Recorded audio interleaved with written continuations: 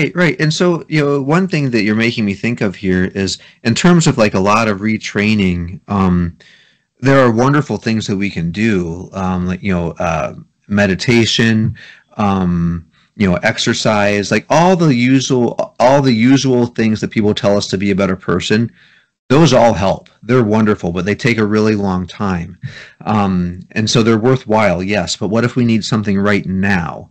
So these kind of baby steps, these kind of things that we can do right now, these tools. So this is where, so for example, journaling in the third person. It's something that I can do right now. It can take about 2 minutes, and it can help me immediately see things see things better. I can imagine what would my coach recommend that I do. If you have a hero or a mentor or a coach or some figure that you can imagine or that's in your life that would have a wise perspective, you can just mentally become that person. Mm-hmm. So what would this person advise me to do? But it's not just what would they tell me to do. You mentally get out of your own head and become that person.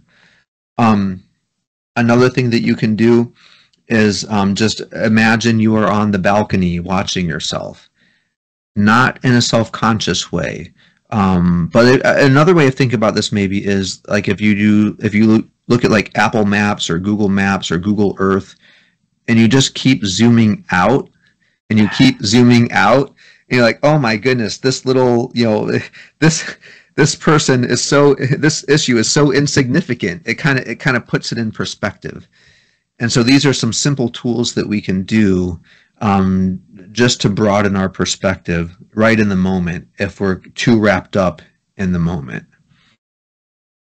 Between the be somewhere else, or sometime else, which one is the hardest one to practice, in your opinion?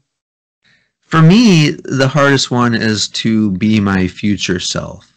Mm-hmm. So for me, it's easy to be someone else. All I have to do is journal in the third person. That's something that I can pull out an app on my phone and do it. It's very easy.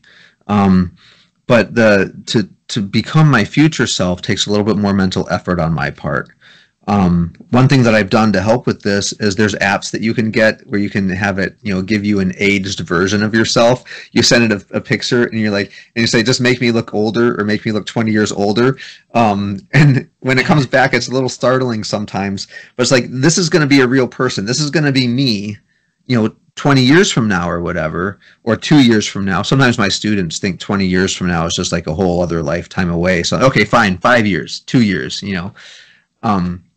anyhow, that's the harder one, but there's tools that we can use to help with that too.